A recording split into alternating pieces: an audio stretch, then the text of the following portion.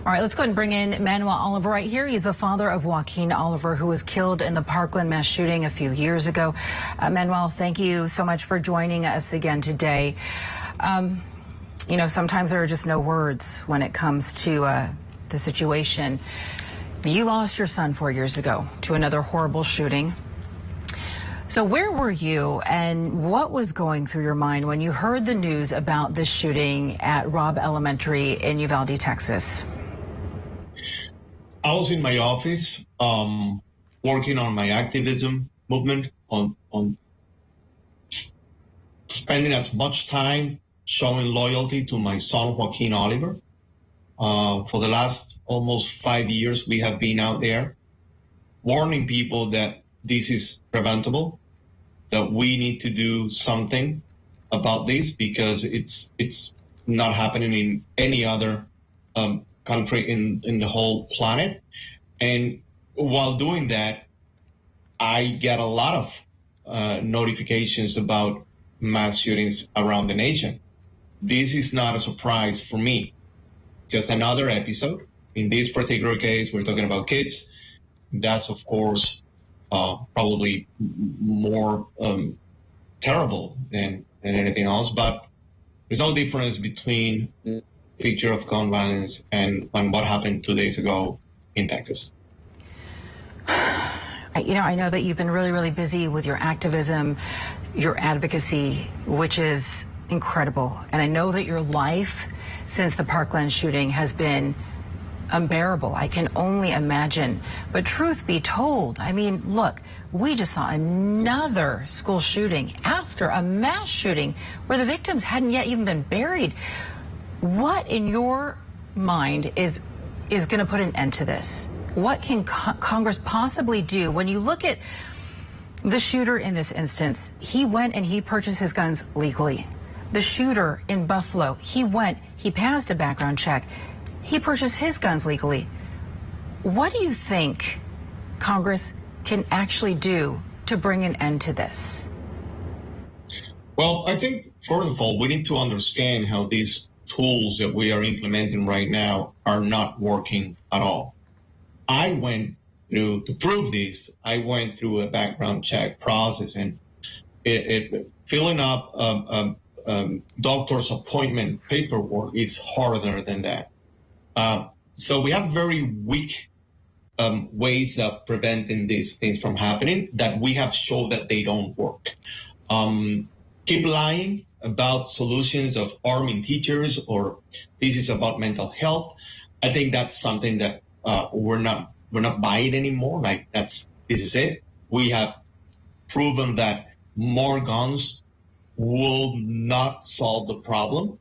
So that said, we need to go back to our suggestions. And then what Congress can do is just to prioritize the life of kids. You were discussing a few minutes ago about how long it took to the police to get into the school. Well, what about how long it's been taking to members of Congress and Senate to put some answers out there so they can save more people? I just heard in your show that they're going to spend the next 10 days talking about this.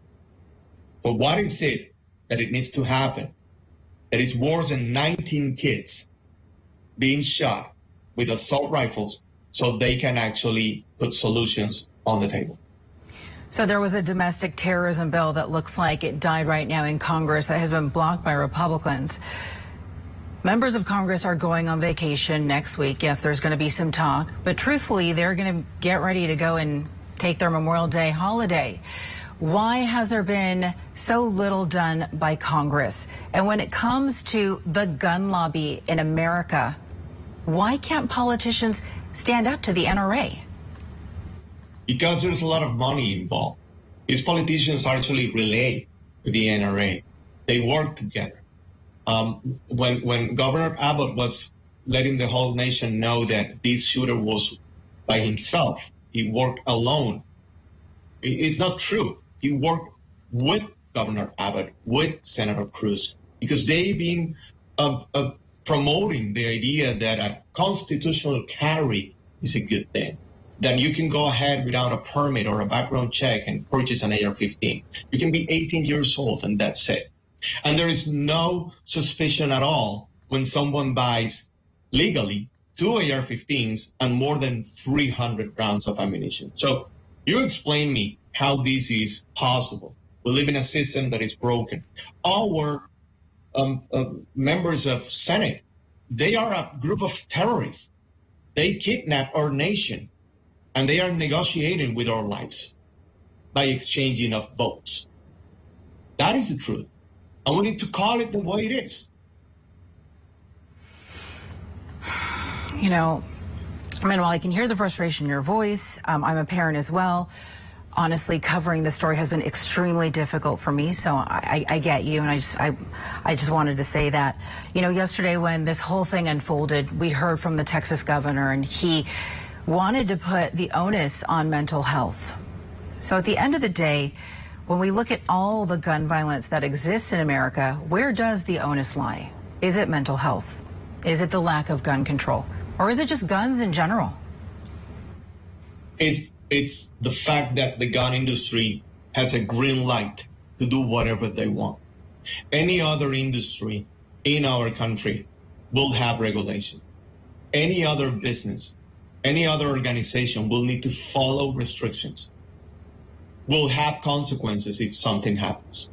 We are bringing those propositions to the members of Congress and Senate. They don't even need to write anything. They just need to read what we already wrote and put it together.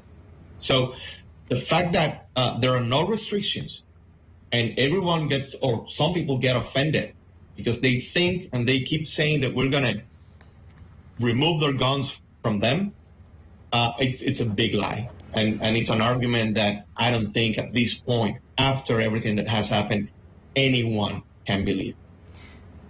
This is a uniquely American problem, and it continues to happen over and over and over again. But there are other countries in the world right now who have been able to get a handle on gun violence. Australia, for instance, the United Kingdom. There was a mass shooting in Scotland, and immediately after, the government did something to enact stricter gun laws. And there isn't the gun violence that you see in those countries that you do here in America. What do you have to say about that? Is there any hope? Do you feel hopeful at all that there will ever be a solution to this problem? Well, when you talk about that international evaluation of how things work in here and not in other places, I think we're going through a war, an internal war that requires international support. I think that we created this war that is losing a lot of soldiers, by the way, 45,000 per year, more than any other war. In combination of all the wars that America has fought before, the victims of gun violence since the 60s are a higher number. So we need the international community to be concerned about who's behind this. The same way that we put sanctions on people that is behind other attacks on other nations, we have to do the same thing here. So we need to react in different ways. But there's no way that we will see results if we keep relying on corrupted politicians. They own their life and their seats to the NRA and the gun lobby, and we should reject that. Manuel, we got to let you go, but before we do you have any words for the families in Uvalde, Texas that are grieving right now? Your life will continue. It's really hard. I wanted to kill myself at some point. I had no intentions to continue here without my beautiful son, Joaquin. But guess what? I found a way to, along with Joaquin, be part of a solution, not part of a problem anymore. I am Joaquin's dad, and I have a responsibility as a father, and I'm willing to finish my role until my last day here. All right, Manuel. I mean, as a fellow parent, I can't tell you enough how sorry I am. And we thank you for your efforts and for putting your grief into action. I salute you for all the work that you've been doing. Manuel, thank you so much for your time today. Manuel Oliver is the father of Joaquin, who was killed in the Parkland mass shooting. We appreciate you. Thank you. Thank you. All right, we're back after this.